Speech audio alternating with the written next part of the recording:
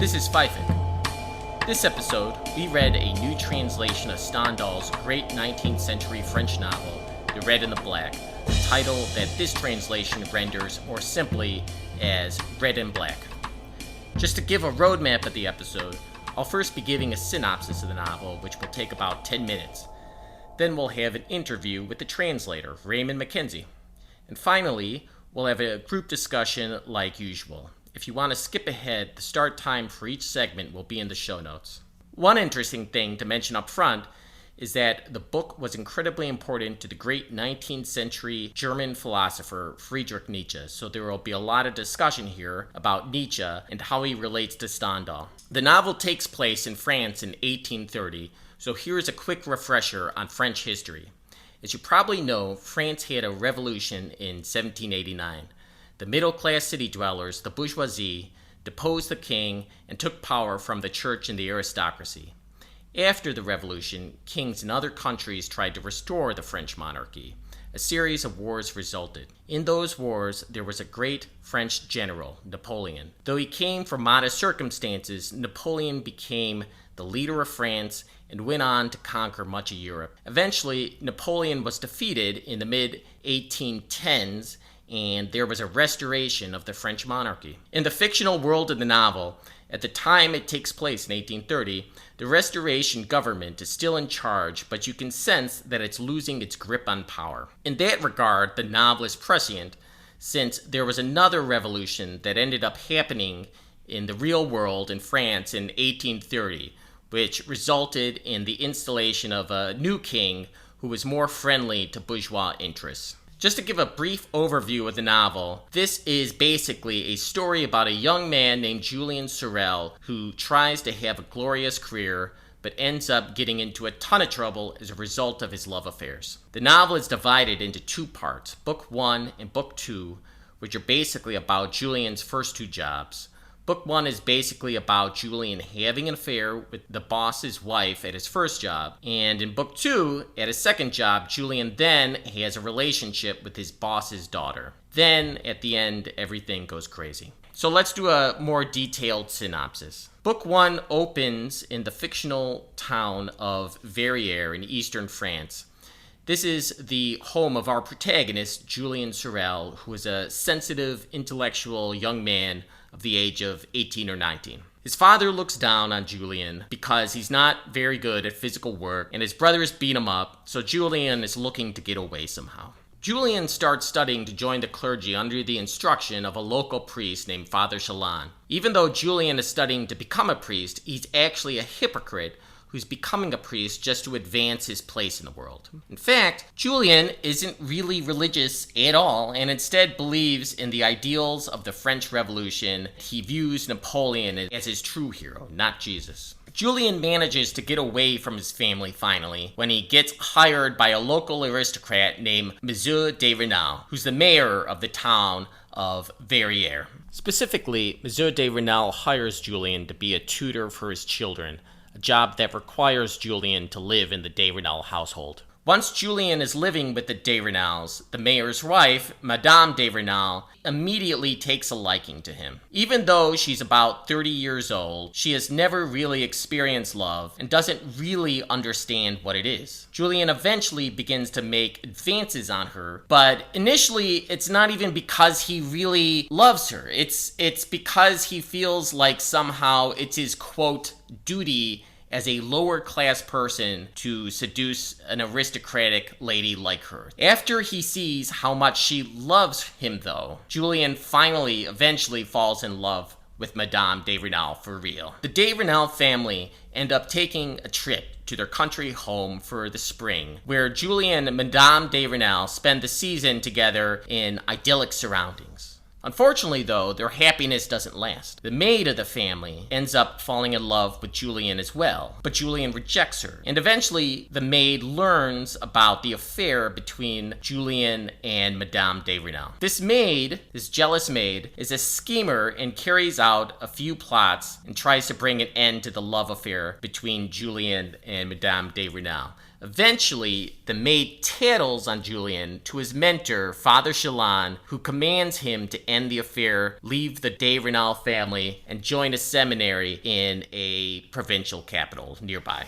Once Julien is at the seminary, it seems to him that nearly everyone there is very small-minded and conformist, except for the director of the seminary, who takes Julien under his wing and becomes like a mentor to him. This director of the seminary has an aristocratic friend, the Marquis de la Mole, who eventually makes a job offer to Julien to be his personal secretary in Paris. Julien accepts the offer of the Marquis de la Mole, but before going to Paris, he visits Madame de Renal to have one more night with her, which is how Book 1 ends. Let's now describe Book 2. Begins with Julien moving in with the family of the Marquis de la Mole in Paris, which includes a daughter named Mathilde. As the personal secretary of the Marquis, Julien attends a lot of the family's parties, but everyone at them seems fake, and he starts to get bored by them. He notices, however, that Mathilde is bored too, and the two start to become attracted to each other. Julien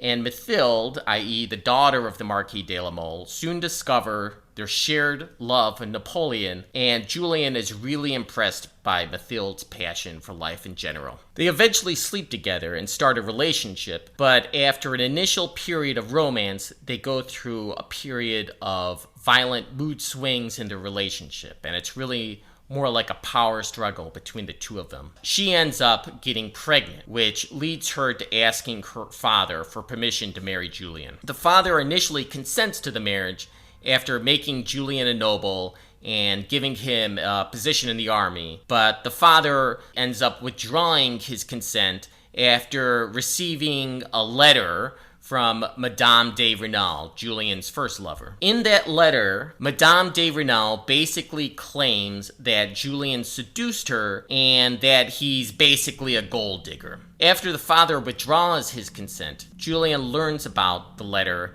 and goes back to Verrières, where he finds Madame de Renal in a church, and shockingly, Julien ends up shooting her in the back. Luckily, she survives. The bullet only gave her a minor flesh wound, and Julien immediately begins to regret what he's done. He's taken to jail to await his execution, and while there, Madame de Renal comes to visit him. She says she's sorry for sending the tell-all letter, and that she sent it only at the behest of a priest that she saw to receive the sacrament of confession. Despite Julien shooting her and everything else happening, he and Madame de Renal still love each other even at this point, and maybe even more than ever.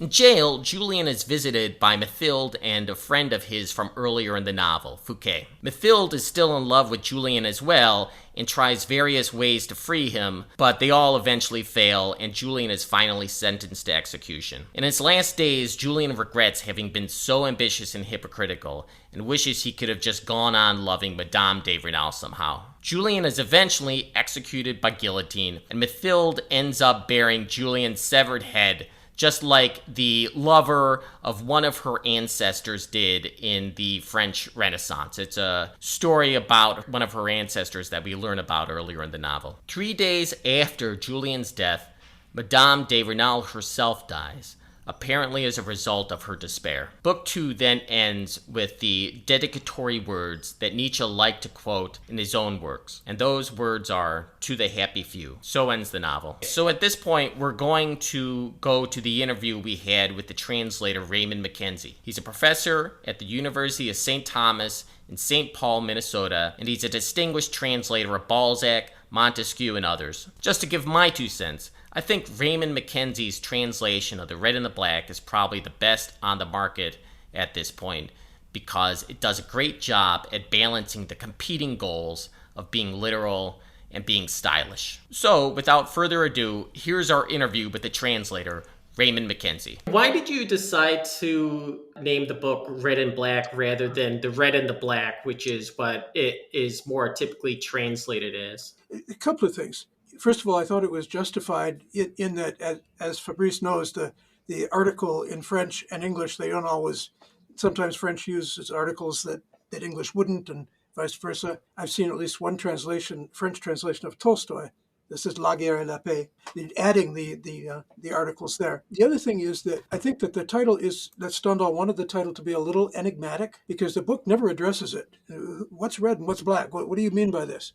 And I thought by removing the articles, we're all so used to that title, The Red and the Black. By removing it, it gave it a little freshness and maybe restored a little bit of that enigmatic quality that made you a little more interested in what this thing might be about than the traditional one. Actually, there's two occurrences of the word black, noir. In French, it's noir. That struck me, that made me think it might maybe have something to do with why he chose to give his book that title. When he talks about Julien's noire ambition, there's something dark in Julien. And there's also something very, very passionate and real. And there's really two sides to him that are very different. And yet they coexist in him. And I always thought that the title was sort of a reference to that. But I admit that the soldier versus priest one is, the explanation is the most obvious one.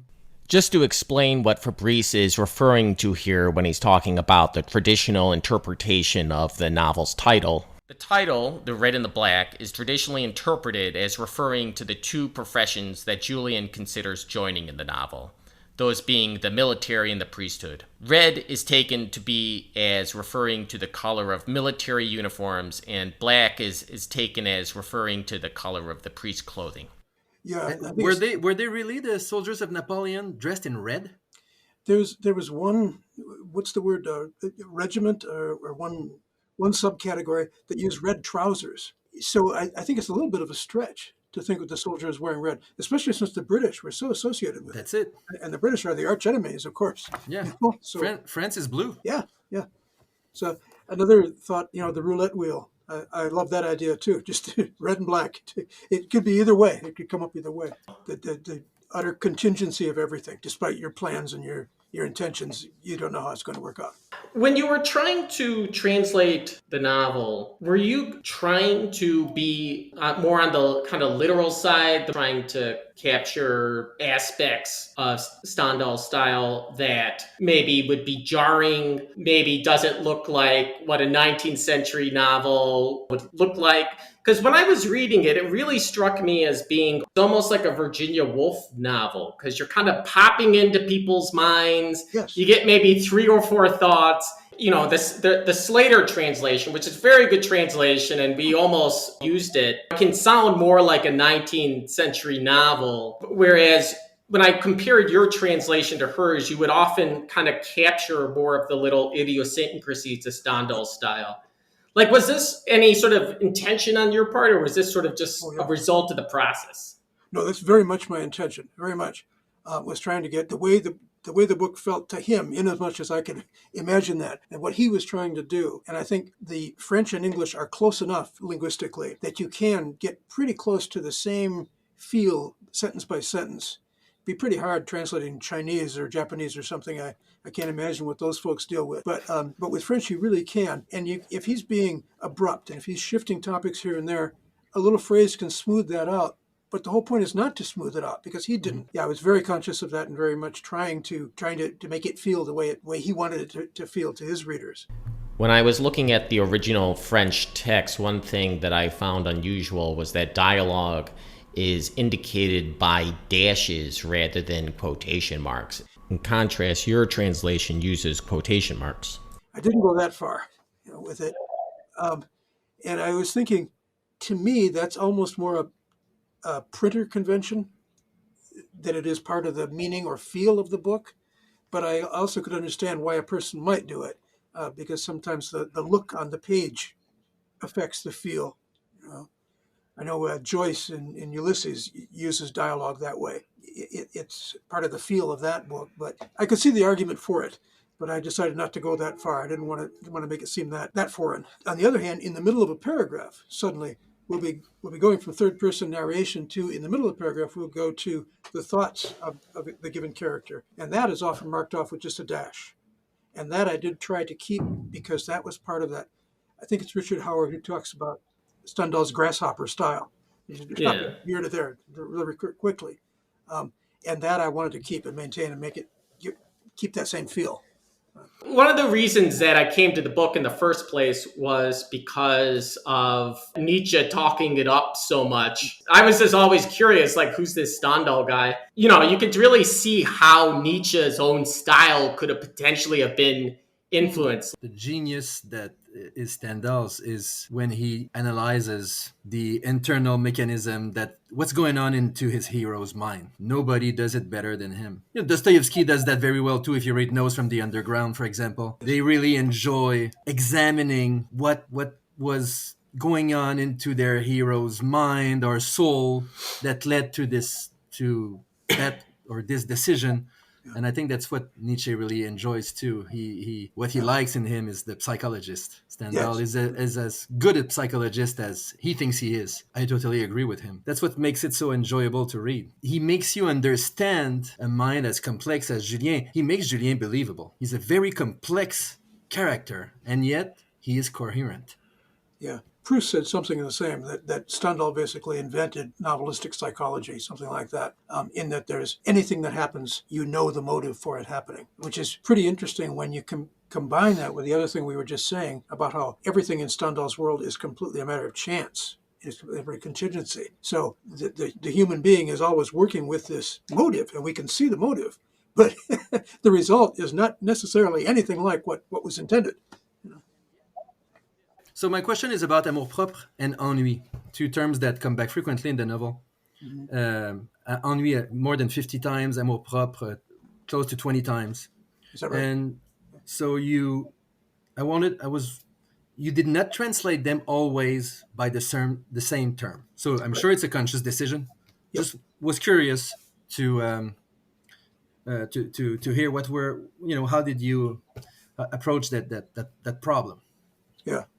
Well, I think a given term like either of those is going to have a slightly different valence when it's used in different ways. Mm-hmm. And so in English, you're probably going to use a term that more suits that particular tone of that moment rather than rather mechanically always doing it the same way. I know some translators do like to be mechanical that way, but I think I think you're missing chances if you do that. But the Rousseauistic amour-propre has to do with the respect, the self-respect that you get reflected from others around you. So that someone like Monsieur de Rênal is a person of amour-propre, right? Whereas with Julien, it's, what does Rousseau call it, amour de soi? That it's more like our sense of appropriate self-esteem as opposed to merely your social standing. Maybe that's oversimplifying a little bit. I think Rousseau is more complicated than that, but something like that is at least a starting point. Yes, amour-propre for him is what amour de soi becomes when the way people look at us or what we imagine their image of us is. Yeah. When that comes into play and modifies our desires. So our amour de soi then is no longer what it used to be, which is natural and good. So that's interesting. The hypocrisy in the novel, I think, is an interesting theme and idea because it's different, I think, for Julien and Mathilde than it is for, say, those seminarians who are all little hypocrites and self-serving. They're almost venal in their hypocrisy. But it's as if Julien's hypocrisy is a way of manipulating that outer world and keeping his own self intact, keeping himself from being a part of the herd that they are. So in that sense, it's as if Stendhal's vision of Julien is of a hypocrisy that's actually healthy. It's a way of preserving the self in a corrupt world. Many different moments in the novel when I was reading it, I remember thinking that he's aware that he's a hypocrite. It's not something that he would deny. It's a choice. So it's assumed, and that makes it kind of sincere hypocrisy, Yeah. But it is also mentioned in the novel quite a few times, especially when he's with Madame de Rênal. He's not able to be sincere. So even if he wanted to, he's not able to do it. That's really interesting, and that sheds a light on him that sort of makes him look unhappy, sort of have compassion for him. He's caught into a difficult situation. There are moments where it's almost comic and tragic at the same time, especially when the narrator steps in and says, at such a moment, any normal person would enjoy holding the hand of this beautiful woman, but not our hero. Our hero was worried about what he was going to do next, and so on. And it's too bad that Julien can never relax and be happy. That's another word we should come back to, the bonheur that is so critical, until the very end, right? Until he's alone in the prison and everything has been settled. And he settles into a kind of a kind of state of happiness at long last. Very ironic that it takes that kind of complete loss of everything to reach his happiness, but he does finally. It's a satisfaction that settles in at last. What was the meaning of happiness for Stendhal? He has the phrase, I forget where it occurs, but the pursuit of happiness or the chase or the... La chasse au bonheur, yeah. And chasse is almost better translated as hunt, the hunt for happiness. Like it's got to be an active thing. You get out of your horse and go after it. I have found a passage that illustrates very well what you were saying, Mr. MacKenzie. Right. It's at page 97, chapter 17 of the first part, the last paragraph, when Stendhal writes, Julien's happiness was on the verge that day of becoming something lasting. Yeah. But our hero, and when he says our hero, it's always, nearly always, ironic. Yes. Nearly always. Yep. But our hero would never dare to let himself be sincere. Yeah. He lacked the courage to join in the battle right away. Sometimes hypocrisy seems to be a conscious choice, but sometimes it seems to be something that Julien has no choice but to choose. And part of what makes Julien such a rich character is all these flaws, that he is, at some level, he's incredibly brave. At other levels, he's a coward. Mm-hmm. And he's cowardly about the wrong things. He's not afraid of a fight, or of any kind of conflict. But he's afraid that he will do the wrong thing, that he will not be true to himself, which keeps him from being true to himself. It's a kind of a tragic conundrum where his own self-consciousness undoes him, again, until the end, where I think he reaches a certain peace. Yeah, the moment in the novel where you understand that he has a serious problem, that it's not going to be easy for him to be happy, is the day after he was able to hold Madame de Renal's hand. Yeah. And then he walks down in the morning, I think, for breakfast. I forget the exact context, but it's the day after, and it's not enough for him anymore because he's done it. So that's meaningless. He doesn't even want to think about it anymore.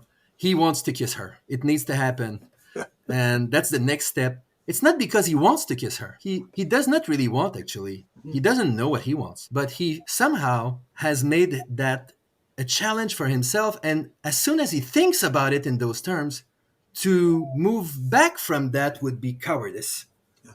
And so it's as if he traps himself into doing these things that he does not really want to do. And so he's constantly pushed forward to act more brazenly, but it has absolutely nothing to do with his real desires or feelings. And the metaphor for him that he takes from Napoleon is always a military campaign. It's always, okay, now the next stage in the campaign, we've won this battle, we need to go to the next one.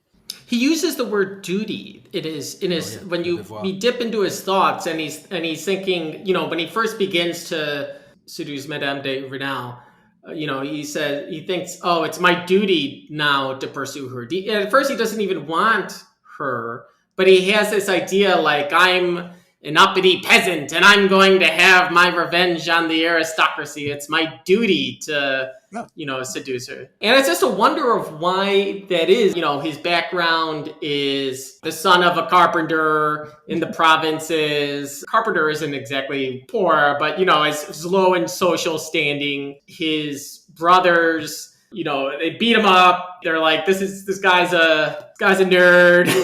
He reads a lot of books.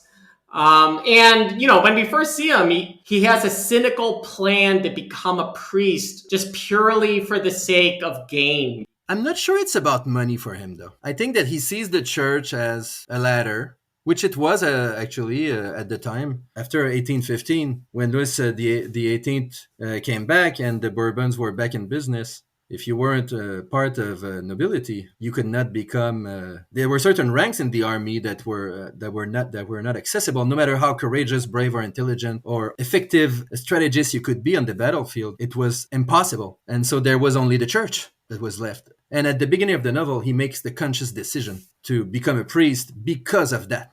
I agree that I don't think he wants it for money as such. Although if money were what it took to become great in some sense, then money, great, that's a step on the way to what I want. Yeah, at one point he talks about the rent, how do you say rent in English? The amount of money that's, an aristocrat like Monsieur de Renal would receive every month from everything that he possessed. Oh, the rent? Oh yeah, the income or the rent, yeah. And it's true that he's sort of disappointed that he doesn't earn as much as the nobles, but it's a question of standing. Yes. It's not a question of money. It's because it is indicative of the fact that he's not valued enough. That's what bothers him. He doesn't care about the money in itself. Having success and moving up, constantly moving up. When he meets that very young bishop, the guy becomes kind of a hero. You can do that at that age. Imagine, that's what I want.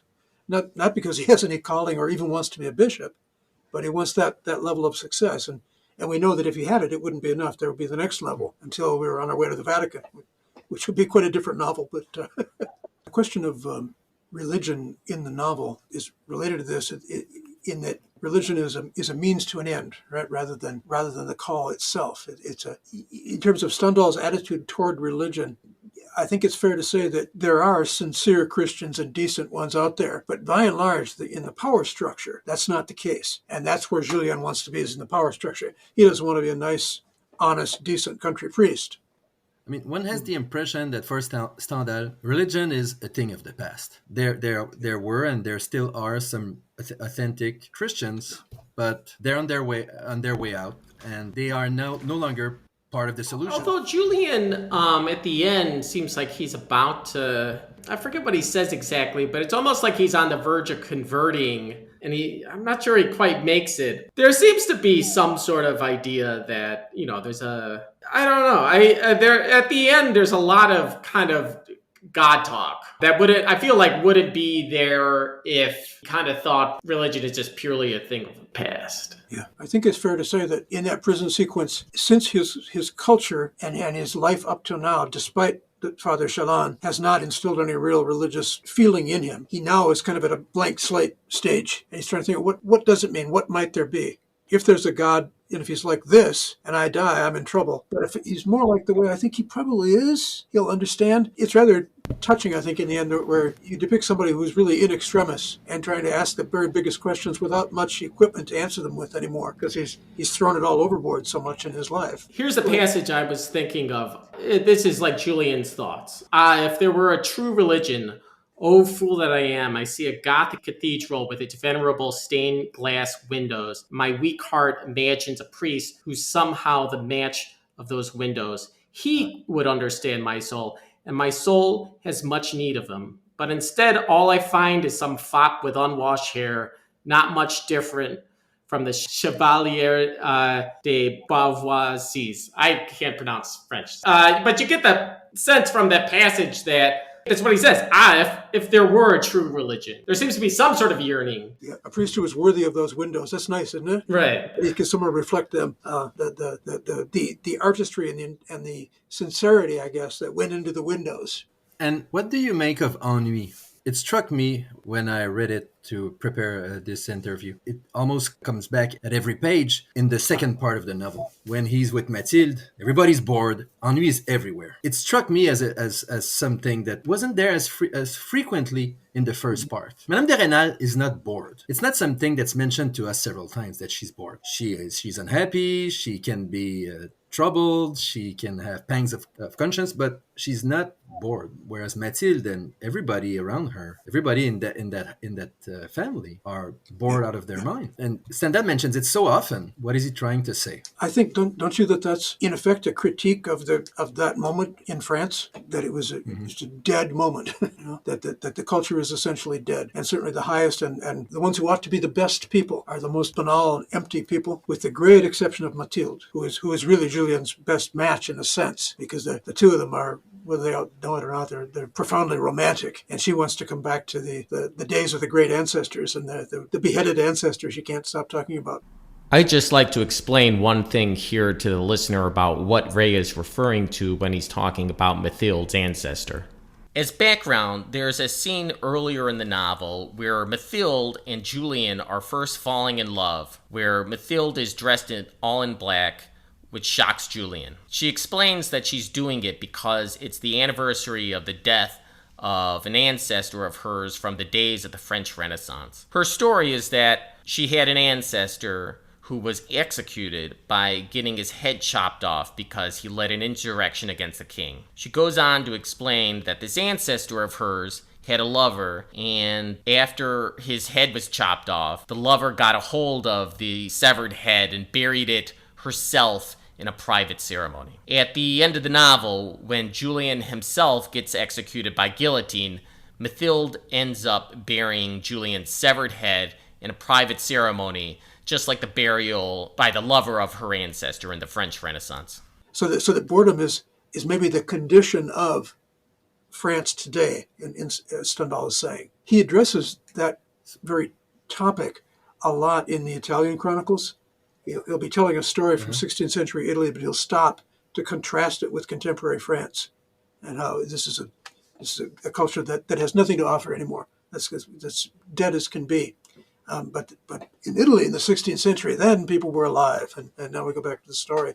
They knew how to love, whereas French people no longer know how to love. And there's a sincerity, which is completely lacking now. So we were talking about hypocrisy earlier. I think it's ironic that if Julien is our consummate hypocrite, this is also a book that really values sincerity. When it's sincere, it's good. You rarely get it in this modern world, but it still is, I think, an ideal, and what might, I don't know, redeem a lot of people is a sincere passion. You really feel this, you really hate that much, or you really love that much. It's actually coming out of you.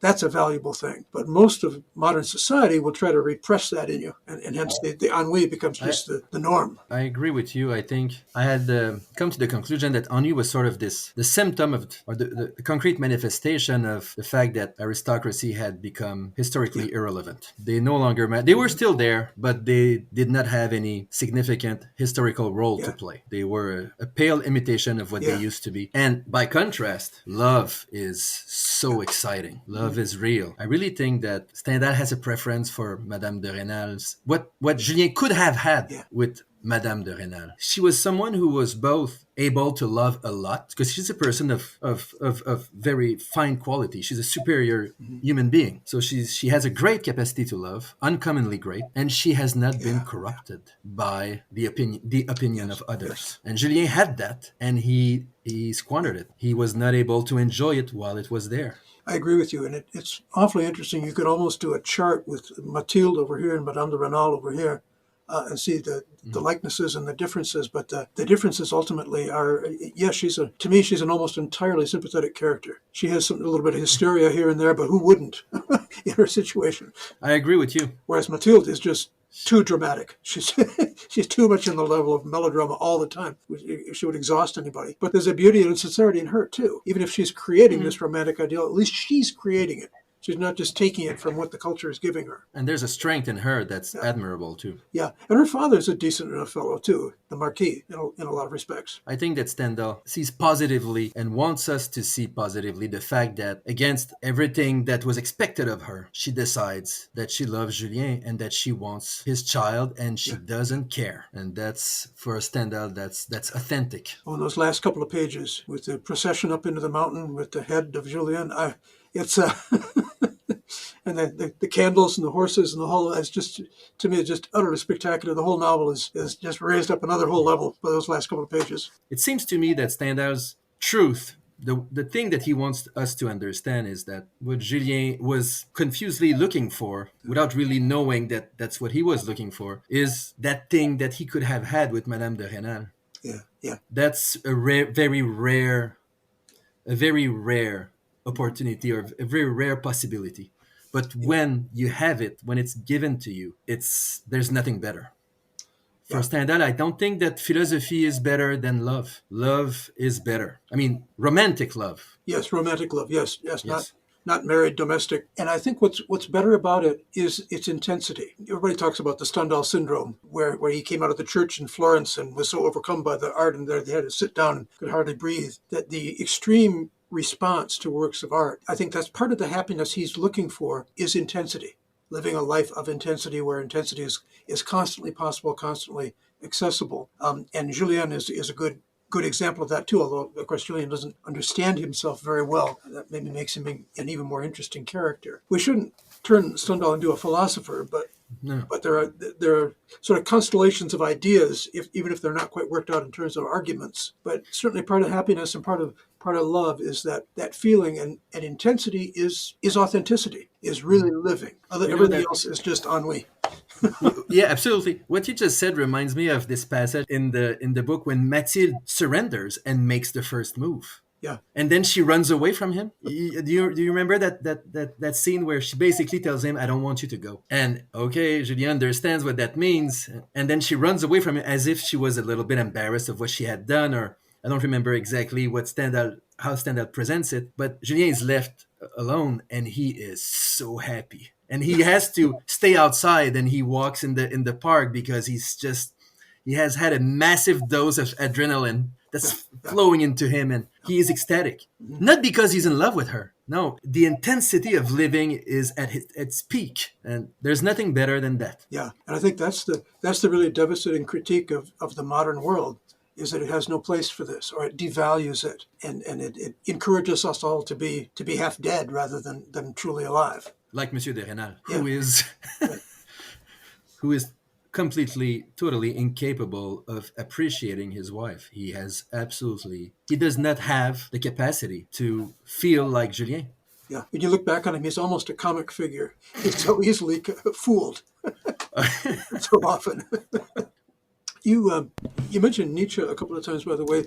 If you're interested in that, do you know that paper from about 1990 by William Getz called Nietzsche and La Rouge Noir? Yeah. However, I felt like he was looking from the perspective of Nietzsche and then reading Nietzsche into Red and the Black. Whereas I felt like there's a potential dialogue between Stendhal and Nietzsche. Debate, even. There's any number of times when I was reading Red and the Black that I thought, gee, how could Nietzsche look at this and kind of go on with his philosophy? I mean, you can see in a lot of ways how Nietzsche is picking up and running with something. But it just strikes me that Stendhal has a much saner view of things than Nietzsche. In any event, I don't know. What are your thoughts on the Nietzsche-Stendhal connection? Yeah, Nietzsche's enthusiasm is surprising, and it makes you want to think, oh, what accounted for that? But there are moments in the book. It's in part one where Julien leaves and goes up in the mountain for the first time and finds that little cave, and he stands on the rock, and there's the hawk circling up in the air above him.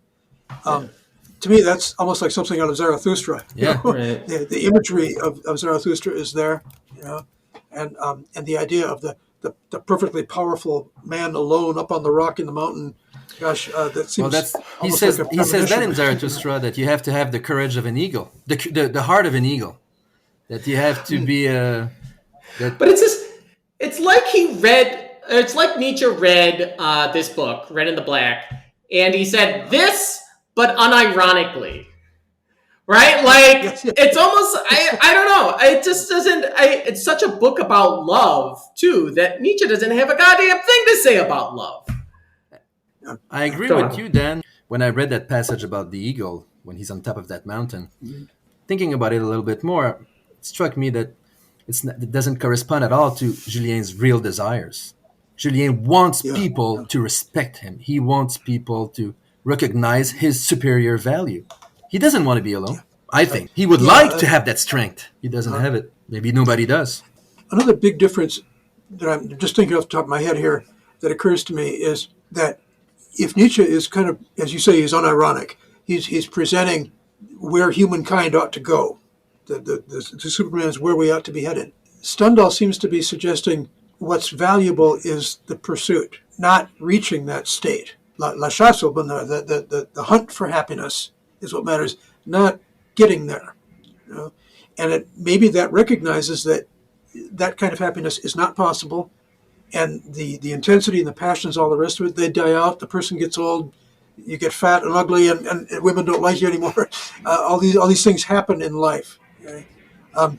And those are inevitable, and therefore it's the chase that matters rather than the arrival. I mean, it sounds like a cliche when I put it that way, but I think that in his vision, it's really rather profound and maybe more life enhancing actually than the Nietzschean one. Yeah, maybe a point in common between him and Nietzsche is the scorn that they have for morality, commonly understood. What they equate morality with the bourgeois morality, And for Stendhal, that's worth 0. And Yep. that's why he's so forgiving for Julien, I think. All right, he lies, he cheats, but he has a Yeah. good heart. Deep down inside. That's actually a point in common with Rousseau, because Rousseau does that in the Confessions. He tells us about the things that he did. He lied and got a friend in trouble. But actually, it's not that I'm a bad person. It's because I was shy to tell the truth. So I'm still a good person, even though I lied and put that my friend Uh-huh. in a difficult position because of my lie.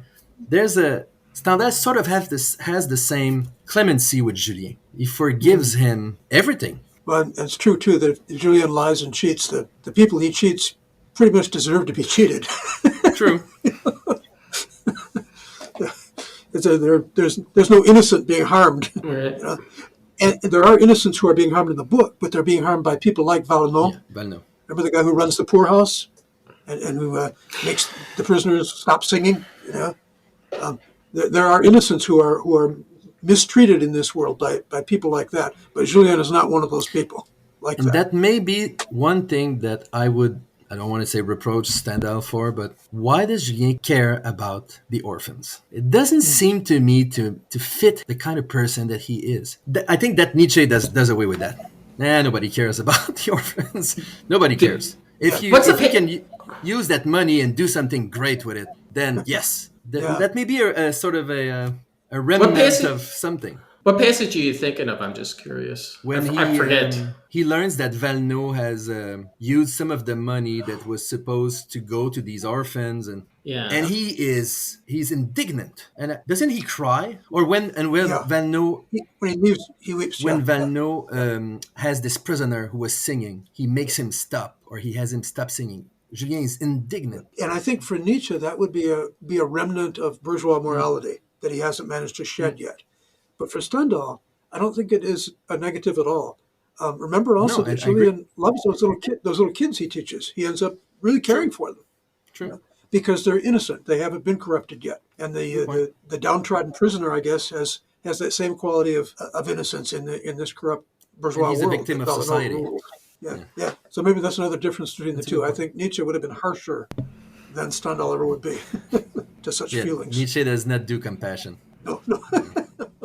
Thank you so much for doing this, Raymond. We really appreciate it. And congratulations on this translation. It's really excellent. Well, thanks very much. This is a real pleasure. Yep. When you read it in French, Stendhal is light. He's never heavy. He's like champagne, and yet he has a lot of substance in him. And I think your translation kept that. Oh, thank you. And that's a real feat of accomplishment. Oh, that's great to hear. Thank you very much.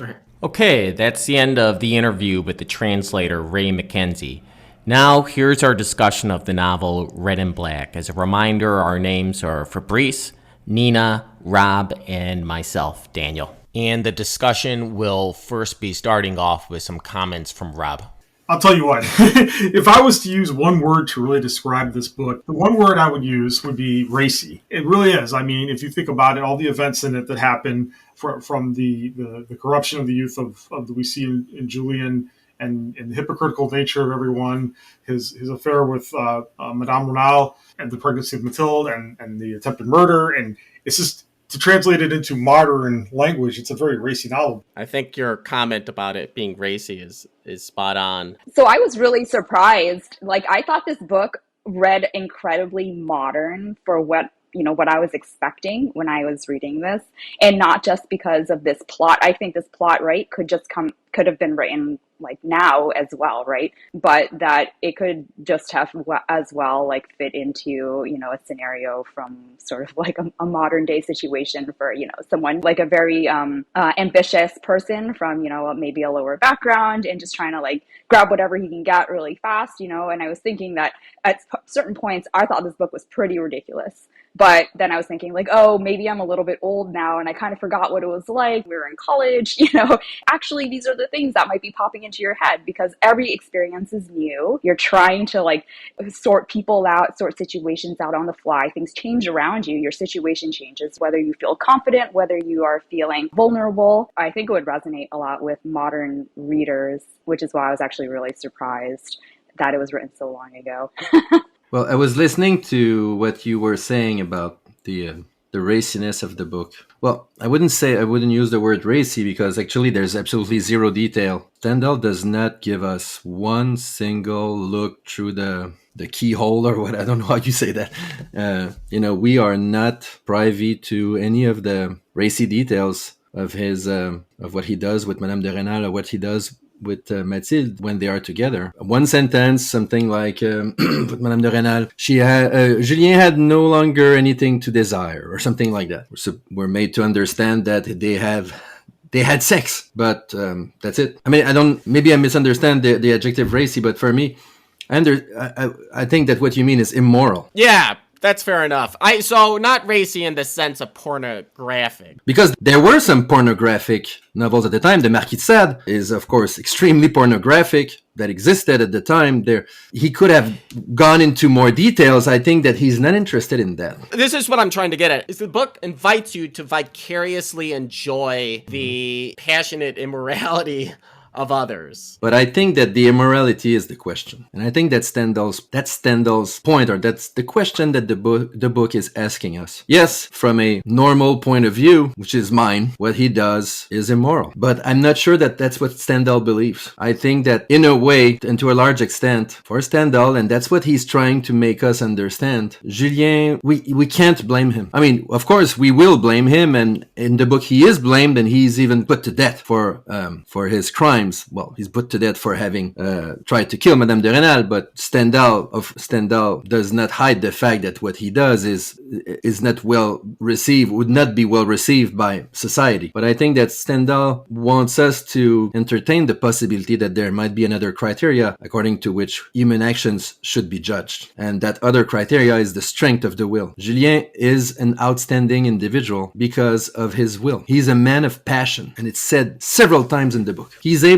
to be passionate. And at the time, that's a rare feat of accomplishment. Very few are the individuals who are still able in France to be passionate like Julien. And there is a very important part of Stendhal, from what I understand, tends to see that as the criteria. It excuses Julien. He loved Madame de Rênal, and he really loved her with a capital L, so to speak. And that is good enough of an excuse. He cannot be judged according to normal criteria. He walks on a higher path or a higher plane. He's not a normal person. A little bit like Napoleon. All right, Napoleon has caused the death of tens of thousands of people, but he's a special person. That's certainly what Stendhal believed. And that's how we talk about Julius Caesar, Alexander the Great. They are murderers, but they're great conquerors too, and we talk about them with admiration. And I think that Stendhal a part of him wants us to talk about Julien in the same fashion. But on the other hand, there is also that component that you mentioned. Julien cares about the common man, and that's what sets him apart from Nietzsche, for example. He cares about what was done to that prisoner when he was having that dinner with Valneau, and that seems to be something that he really cares about. It's not part of his hypocrisy. That's hard to reconcile with the strength of the will morality. And it's probably something that can be explained by the time, that period of history that Julien belongs to and that Stendhal belongs to. It's certainly that concern for the common man is certainly not there in Nietzsche, as we all know. Yes, we're judging Julien harshly, but we're not judging him according to the criteria that Stendhal would like us to judge him by, I think. Nietzsche often compares two types of people. The weak and the strong is kind of like a fundamental sort of distinction for him. Slave master. Right. People with resentment versus people who can like overcome or just forget their resentment. There's a lot of ways in which the two dichotomies that Nietzsche creates in any sort of given situation are collapsed in Julien. The elitism and sympathy for the common man being, one example. And another example is that he's at once resentful, but at the same time, he really genuinely has a nobility to him, to the point where noble characters look at him and they can kind of see one of their own.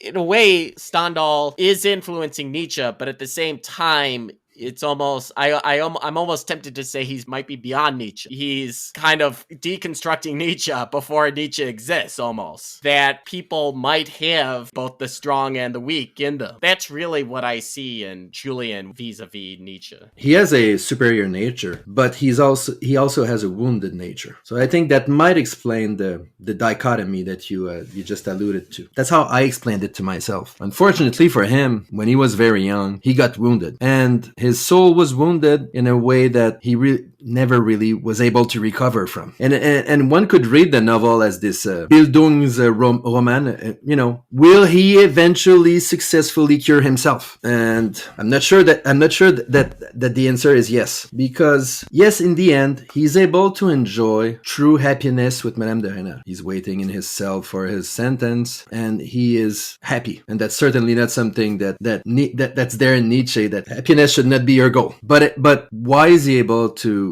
be that way? It's because he's basically dead. Life has stopped for him. It's game over. I'm sure if he had been pardoned the day after, he would have started again. It's not happiness is not made for him. There's two moments in the novel where Julien is happy. It's when he's at Vergy with Madame de Rênal, and he has this month.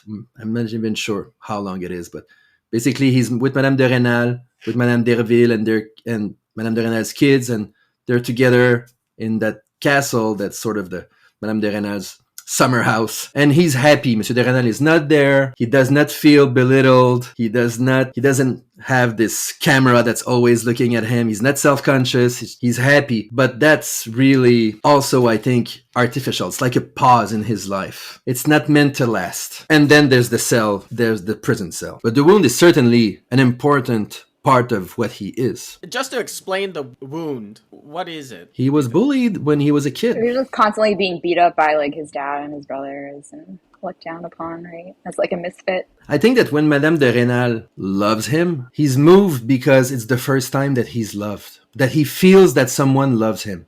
He's never felt that in his life. There's one example earlier on, Shallan, I think. Yes. Where, you're right. To back up, Shallan is the priest mentor of Julien in connection with Julien's own process of becoming a priest. Father Shallan keeps on telling Julien to stop doing it because he can see that Julien doesn't really have good motivation. And, the sort of harsh advice that he gives to Julien makes Julien realize for the first time, there's actually an explicit statement for the first time in his life. He recognized love from someone else, with the implication being that he never got that from his own family. His own family with a peasant background. Yeah, his dad takes his book and throws it in the river. He doesn't care about his son at all. Julien is not even surprised when he doesn't even protest. We're allowed to suspect that was not the first time he was submitted to that harsh treatment. He's used to that. Another example of this pattern happening is there's explicit statements that Madame de Rênal had never known love, at least romantic or erotic love, really, before Julien. And that's what catches her off guard. It's because she was brought up, right, so cloistered, and she never read like novels and things like that, right? She didn't have any preconceived notions. So it seems more pure, I guess, right? Actually, for both of them, right, they say sort of like, because they never read novels before, they had like no idea, how to get this over with in like, a day. And but isn't that true? Well, Julien reads novels and he has ideas, right? But Madame de Rênal is the opposite. Yeah, sure. So that's why he's trying to play the role, right, all the time, like against his better, like his like internal inclinations, which is to just like really love her. But he's like, no, I have to act this particular role. Yeah. But I think that the thing to comment on what you said, then the thing that makes it even more interesting is that Madame de Rênal, until she met Julien, thought she loved her husband. If one had asked her, do you love your husband? She would have said yes, and she would have been sincere. And it makes you think, how many people are in the exact same situation? Until the experience of love is given to you, and it's not given to everybody, folks. If Stendhal is right, most people live their entire life without ever experiencing true love. Julien was a very lucky person, and Madame de Rênal too. But Madame de Rênal didn't know. That's innocence. she thought she was in love with her husband. It's not because she's stupid. It's just her experience was limited to that. It's kind of protected her at the beginning. Well, it protected her, and it also made her not afraid enough, because she didn't see the danger that was lurking in what was in what her relationship with Julien was slowly becoming. That's why I also thought it was kind of interesting that, you can see sort of the class difference right through this relationship, because then you see like, what do people who are in Madame de Renal's station, what's their baseline, right, for these kinds of relationships versus, Julien, who is like, has a lot of fanciful notions. I'm not sure he has that many fanciful notions. He's read 2 books, Les Confessions, Rousseau's Confessions, and Napoleon's Memorial. But he's also a complete amateur. He's never taken anybody's hand before. He's never had sex before. He's not sure how it's done. He's not read a lot of novels. And the only thing that pushes him forward is not that he wants to do what he has read in the novel. It's his sense of duty. But then where does his sense of duty come from? Like, how does he know what steps he should be taking if he didn't have any preconceived ideas? From his passions. He had that mentor who had fought in Napoleon's army as a medic. Right. The Surgeon Great General uncle. person, and then he was like, Great uncle. Yeah, okay, got it. Because in Rousseau's Confessions, there are a few relationships with women that Rousseau tells his reader about, but very few. So he probably got it from there. But he's a beginner too. He touches Madame de Renal's hand by accident. It's an accident. Their hand touch each other. She withdraws her hand out of a normal reflex of decency. Everybody would do that. We don't like to touch hands with people that are not our partner, I guess. And Julien misinterprets that as disdain. Oh, she did not want to touch my peasant hand. And that's what sets him on his mission.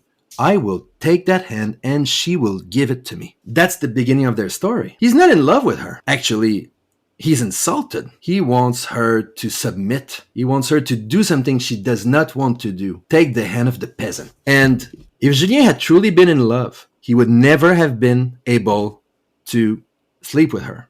And they would never have been in love mutually. Because if he had been in love, he would have been more shy. And the first instance of Madame de Renal's resistance would have been enough. He would have backed away. And that would have been the end. But since he's not in love and he is in that mentality of, I'm like a soldier of Napoleon, advancing, moving forward, and I will have to report to the boss after tonight, and I don't want to disappoint. He doesn't take no for an answer. And it's because he doesn't take no for an answer that it works. And that's what I think Nietzsche has in mind when he talks about Stendhal as a great psychologist. Because it's very often in life, things happen without us wanting them to happen that way. And we're not even sure ourselves why we did what we did, or did we really want that? And Stendhal goes into all the details, and he painstakingly, but I think it's very interesting, follows the evolution of the motivations of all his characters, and I think he does it extremely well. It's very believable. In one sense, Julien is a really impressive figure. In another sense, he's ridiculous. I'm particularly thinking of a sentence at the beginning of Book 1, Chapter 16, where it says, "Fortunately for Julien's reputation," and I should explain, this is the narrator talking, right? Yeah. The narrator has his own opinions throughout the book and all the characters, and it's, in a sense, a character in himself. So here's what the narrator is saying. Fortunately for Julien's reputation, Madame de Renal had been too agitated, too astonished to notice the absurdity of the man who, in a single moment, had become everything in the world to her. Yeah. Which is a really good statement of what love is. And when you're in love and you step back even the slightest bit to think of how ridiculous your loved one is, because anyone's ridiculous looked at close enough. Especially when dating. Right. You immediately step back and you're like, oh, no, that can't be it. You instinctually avoid that thought of how ridiculous a person is. I don't know how innocent Madame de Renal is. I'm sorry. I struggle with that personally. that I don't think she's innocent. I think she sees in Julian a part of her that she's wanted to pursue for the longest time. And to Fabrice's statement about that she does love her husband, I think she loves her husband because she feels she's supposed to. That it's absolutely required of her to be like that. And Julian represents to her that gap where she can go and she can be what she's always wanted to be. She's always wanted to live her passions. She sees her passions inside Julian. That to me is really the formation of their love, of their romantic connection. I agree with that. But Stendhal mentions that she was not corrupted. She was virtuous. In other words, when she's with Julien, she's sincere. She's in love with him 100%. She's in a way divided because she knows at one point she understands. She's not stupid. She's cheating on her husband. She's not doing what she's supposed to do. She's endangering her family, but she really loves Julien. And when she is in Julien mode, she's 100% in Julien mode. And Stendhal talks about that as a rarity, that Julien, because of his stupidity, was not able to taste. He had this very rare fruit offered to him. A woman who loves you without reservation, without looking over her shoulder, without playing games. And she's beautiful too. But Julien, who is performing his duty and who wants to be promoted captain or colonel, is not in the moment. He's not enjoying what he has with her, what she's giving him, because he's thinking about his duty all the time. And that the narrator says also. And that's part of the ridicule of his hero. And that's what changes at the end. That for the first time, he's less obsessed with his ideas of duty in pursuing Madame de Renal. And he actually can just pursue a relationship with her, even though he's, on the way to being put to death. Right, but that's because he's in the moment now, right? He doesn't have to think about the future or like consequences or anything anymore, right? Similar to the end of Camus' novel, The Stranger, when he opens up his heart to the nothingness of the universe. Oh, wow. Mm-hmm. That there's like a being to death kind of thing going on here, right? Like, fuck it, I'm gonna die, I don't care. But so would he have like really realized this happiness with Madame de Renal if he wasn't sentenced like this? Nope. Is this the only ending? You don't think so? I think so. That could have caused this like enlightenment in him? I don't think so, but so Fabrice, if he was suddenly granted clemency, you don't think, maybe he could live nearby Madame de Renal and they could have a little thing on the side. He can, I don't know. It sounds all so the boss's sweet. daughters be warned. It sounds so sweet. he would have moved to America. Right. His reputation. I think that the more interesting question is, what would he have done if that letter had never been sent? He would have become that duke or that marquis. I don't remember what his fake title would have been. Right, as Mathilde's husband. Yeah, and they did not love each other. They're just these two, I don't know, alpha human beings who have fought it out, and Julien won, and she has submitted to him. And I don't know what would have happened with their couple. Now that we're onto the subject of Mathilde, I don't know. I wonder how much it was real love. It's not entirely clear to me that it wasn't, in some sense, real love. I realize that it's highly combustible, that they're constantly going in and out and playing sort of mind games with each other. But it's almost like the most kind of Nietzschean kind of love imaginable. Like, if you can think of Madame de Renal as being like a nice, warm kind of love affair, Mathilde is like a game of chess or something, or like it's love as like a struggle, a combat, manipulation. Yeah. And I don't know. I mean, I'm a little bit hesitant to just write it off as like, well, that's not love. But what you say is true. I mean, there was a fight, but the fight came to an end. There was a fight. Then she wrote that letter to Julien. What attracted her to Julien was the fact that he was not boring and that he did not look at her. Now, that's again a misunderstanding, like with Madame de Renal. Julien did not look at her because of his pride. He felt like he was being looked down upon, and so he did not want to look at her. She interpreted that differently, as he has disdain for me. That made him interesting to her. And she writes him that letter. They sleep together. Then she has remorse. Or, no, not remorse. Not at all, actually. She sort of thinking back. Disgust. Yeah, disgusted. And she doesn't want to...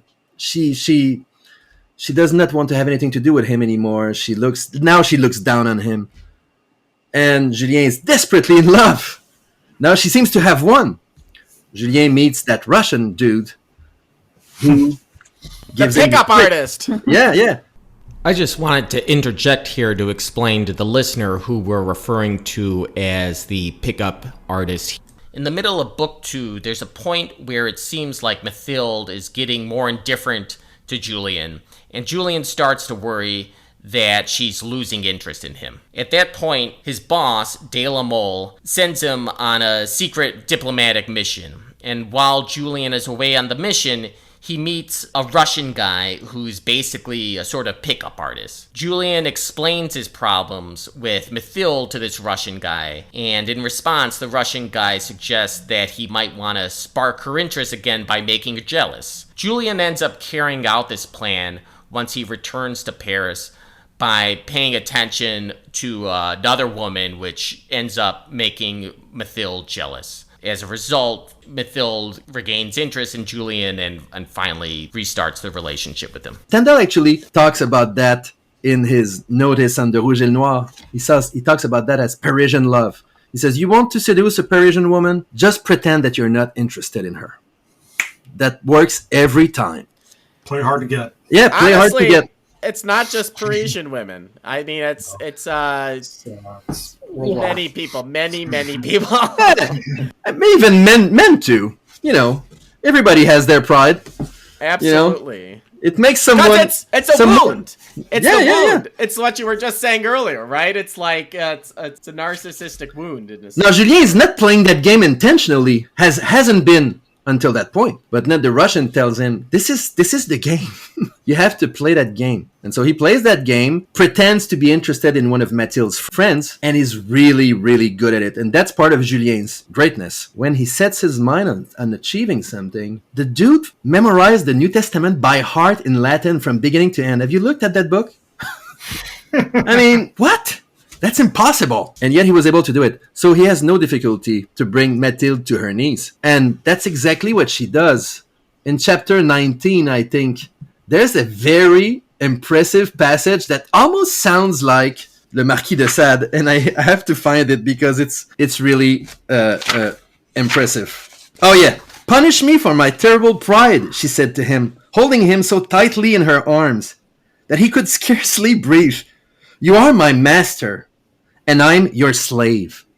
She's the daughter of the Marquis de la Mole, and he's a peasant. And she tells him, you are my master, and I'm your slave. I need to go down on my knees to beg your forgiveness for trying to rebel against you. She threw herself down at his feet. Yes, you're my master, she repeated, drunk with happiness and with love. Reign forever over me, and punish your slave severely when she tries to rebel.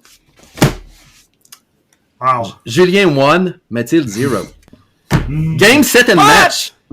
Sounds hot. Actually, this is the issue. Mathilde thinks he very well might be another Napoleon. Or someone of comparable stature. Danton, yeah. Right, and that if you want a ticket to greatness, as she does, and a true rebirth of the Renaissance, I mean, this sounds like Nietzsche. Right? She wants a rebirth of the Renaissance, the passion, the glory, people doing really awesome things, right? And she thinks that he might be the ticket for it because she knows, looking at these other aristocrats in her family, among her friends, she's like, these people are the jokes, right? They're just trying to hold on to whatever little stupid bit of prestige. They're boring like hell. Right. They're not actually trying to, like, create, you know? And so I think her attraction to him arises out of this fantasy of her own greatness, of being a sort of Catherine de Medici or something like that, I think. I thought exactly the same thing, because she says to him, "You're the new Danton." And Danton is this very important figure of the French Revolution who was very active during the Terror, who cut the heads of the nobles joyfully. And she tells him, "You're the new Danton," with admiration. She understands that Julien is the one individual who's going to make that future happen. And you better be with him, because he is an extremely powerful individual. And once he is given the tools that he needs to do it, he's gonna start on a clean slate. And she admires that. Like you would admire Julius Caesar if you met him. She admires his will. Yeah, he's very impressive, because she knows when she sees him flirting with her friend, she knows that it's fake. She's not jealous. She reacts to it in a way that even the Russian guy did not foresee. She's impressed with Julien's mastery. She says something like, "Wow, I know that he does not believe a single word of what he's saying to her, but God, he's good. He is such a good liar. Wow, I want to be with him." Page 423. During the whole time that Julien's life had been usurped by the Fervax episode, Mademoiselle de la Mole had to make a serious effort to keep herself from thinking about him. Violent conflicts played out in her heart. Sometimes she thought she had succeeded in despising that sad young man, but despite herself, his conversation captivated her. What especially surprised her was his perfect duplicity. He never said a word to the Maréchal, that's Madame de Fervac, that wasn't a lie, or at least an appalling travesty of his real thoughts, which Mathilde knew very well on practically every subject. This Machiavellism fascinated her. What a deep man he is, she thought. How different from these other pompous nitwits, or the vulgar cheats like that Tambo who speaks the same language. She is, too, a special person. She's not jealous at all. She's impressed by his mastery. What a great liar you are. I want to be with you, is basically what she says. What is the contrast here with these two women? Like, what is the point? Is it there are two separate paths? One does what she wants, one does what she's supposed to. That's what I see. Well, but I mean, neither of them do what they're supposed to, right? No, no. I guess with Mathilde, I don't see that either now that I think about it. But Mathilde, it's true, is much more openly, is much more selfish, bluntly selfish. Whereas I do think de Renal is acting out of love in some sense, right? I hate to say it, but like I almost wonder how much you can. It's almost like a clash between a Nietzschean worldview in Mathilde and some sort of Christian worldview, which is kind of sacrilegious to attribute, a representative of kind of Christian love to de Renal as a representative. But I think of St. Paul's letter to the Corinthians, like, love above all is important. It's hard to look at de Renal's relationship as being like a really bad thing, because her husband is a horrible person and does not treat her right. What, would you rather have her respect the bounds of marriage and never know love? It just seems kind of ridiculous. Good point. And at the end, when he's starting to get back with de Renal, Madame de Renal, there are little kind of hints and flickers of religiosity in Julian as well. He never I don't think he gets to a full-blown conversion, but, coming up on death, he begins to think more about the afterlife and such. It's also there that he says what I think is the most Nietzschean thing that he says in the entire book. On page 508. He says something that Nietzsche could have written himself. He says, "There is no such thing as natural justice. That's just some antique nonsense, worthy of the prosecutor who was hunting me down the other day and whose ancestor was enriched by some confiscation of Louis XIV. There's no law except when there's a statute that keeps you from doing something on pain of punishment. Before laws, the only natural justice was the lion's strength." Beautiful. That's Nietzsche. There's no justice. It's just about who wants it the most. This is during his trial, though, right? Where does that passage appear? It's chapter 44. No, it's after the trial. What is this context of that? It's not something that he says, it's something that he thinks. Because no, it's just that he's afraid that am I going to be strong enough when I'm put to death? My leg's going to be shaking. Am I going to be crying? And he's hoping that he's strong enough. That he's going to be strong enough. That leads him to this very Nietzschean observation. You know, it's curious. On the very next page is the passage that I brought up during the interview with Ray.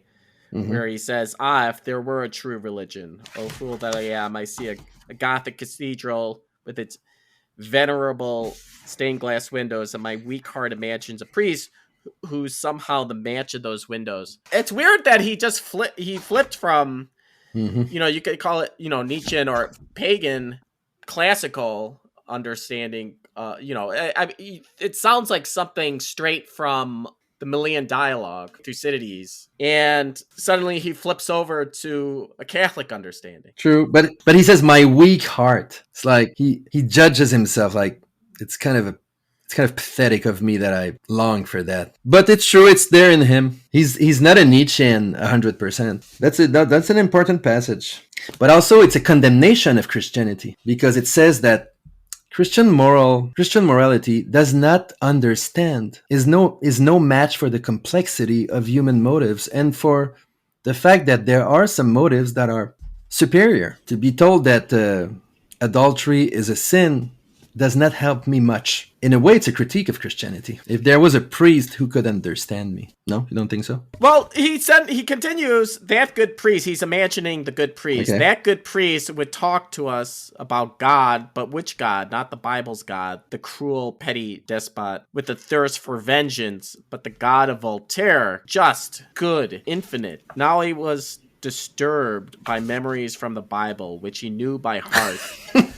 But now, where two or three are gathered together, that's a quote from New Testament, how to believe in that great name, God, after all the frightful abuses our priests have visited upon it. Living in isolation, what torture. I'm losing my mind. I'm not being fair, said Julian, striking his forehead. I'm completely alone here in this cell, but I didn't live alone while I was on Earth. I had a powerful sense of duty. That duty, in any event, I'll stop reading from it, but there's such a sense of contingency from sentence to sentence. But then a little bit further down, he says, but why go on being hypocritical while I'm cursing hypocrisy? It isn't death or the cell or the damp air. It's the absence of Madame de Rênal that's too much for me.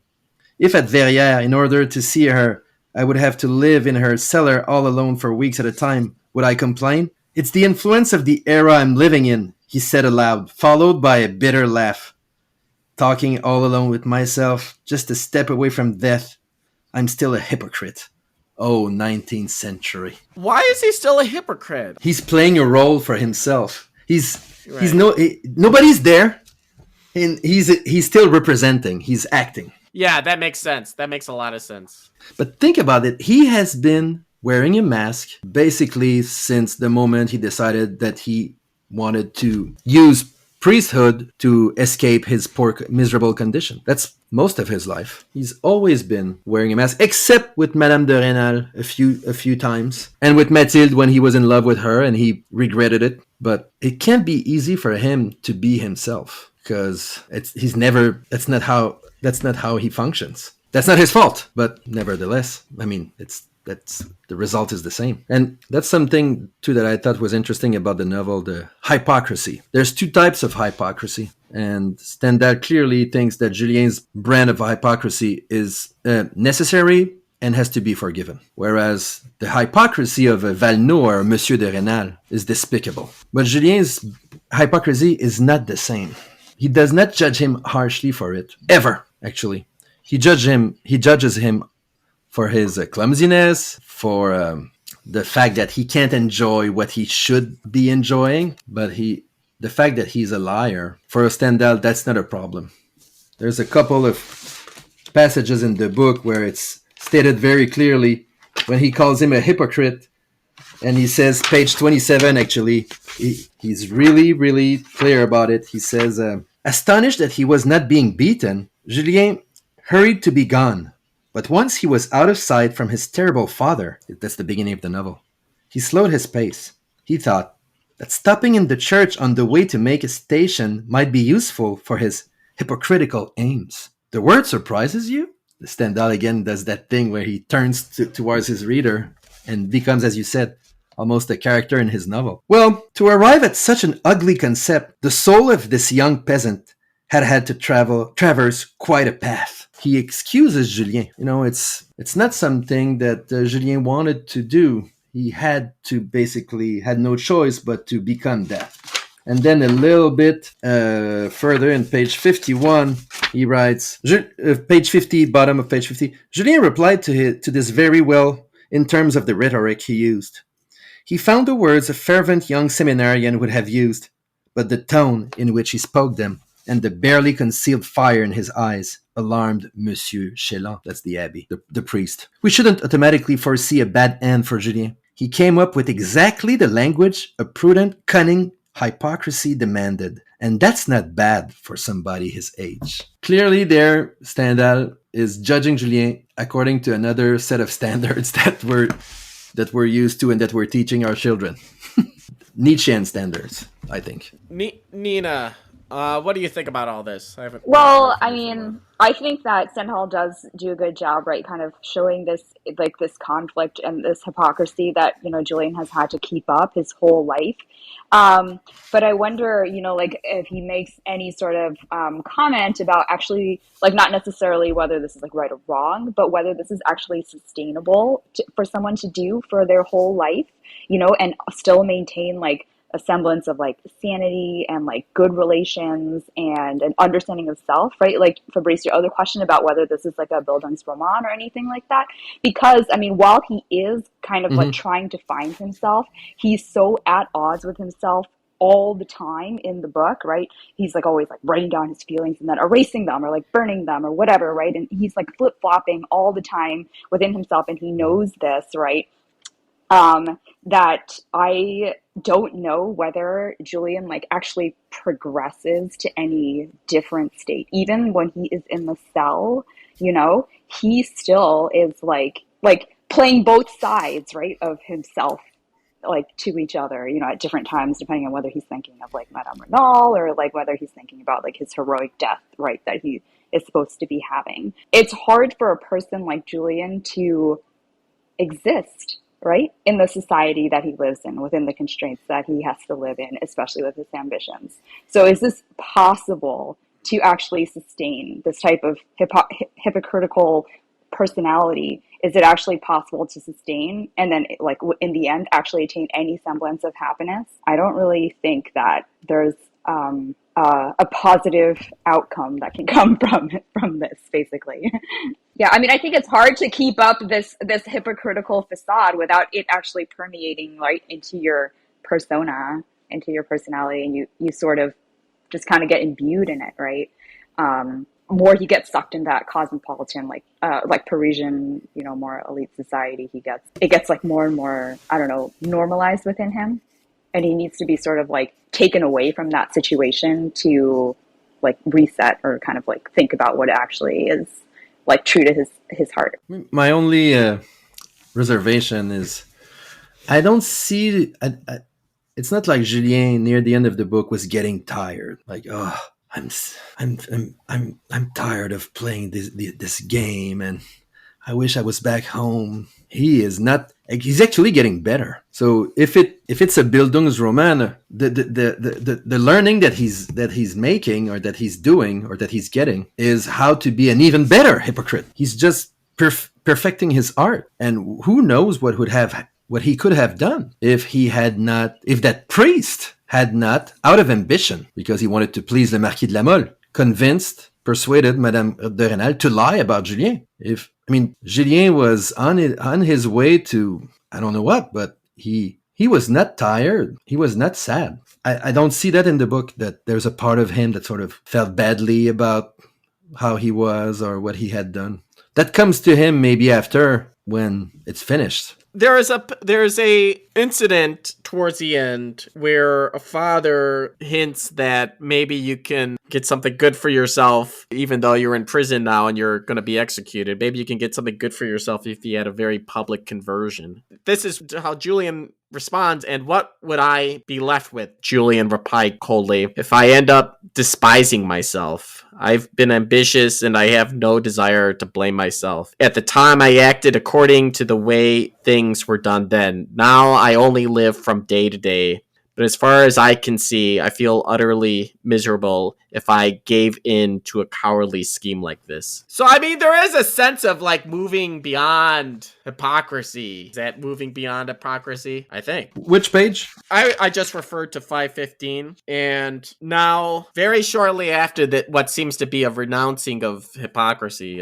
At 517, Julian is talking with his friend from Fouquet. back in the provinces, Fouquet, and he had made advance arrangements so that on the morning of the last day, Fouquet would pick up both Mathilde and Madame de Vernal. And this is Julian speaking. Take them out together in the same carriage, he said, and arrange it so that the post horses stay at a gallop. They'll either fall into each other's arms or they'll sit there in mortal hatred. Either way, the poor women will have a little distraction from their sorrow, i.e. as a result of Julian's death. In the next paragraph, Julian had insisted that Madame de Renal swear she would care for Mathilde's child. I was asking earlier, what's the connection between the two women? And we see a connection here. Mathilde can't take care of her child because she's this noble young lady who can't deal with the scandal of having a child out of wedlock. And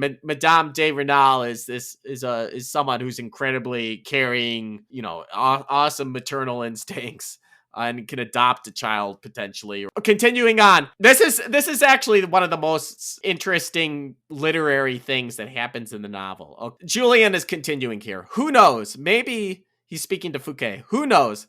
Maybe we continue to have some sensation after death, he said to Fouquet one day. I'd like to repose, since repose is the word for it, up in that little cave on the big mountain overlooking Verrières. Is that where he saw the eagle? Mm-hmm. About there. Yeah. That's what I understood. There. Yeah.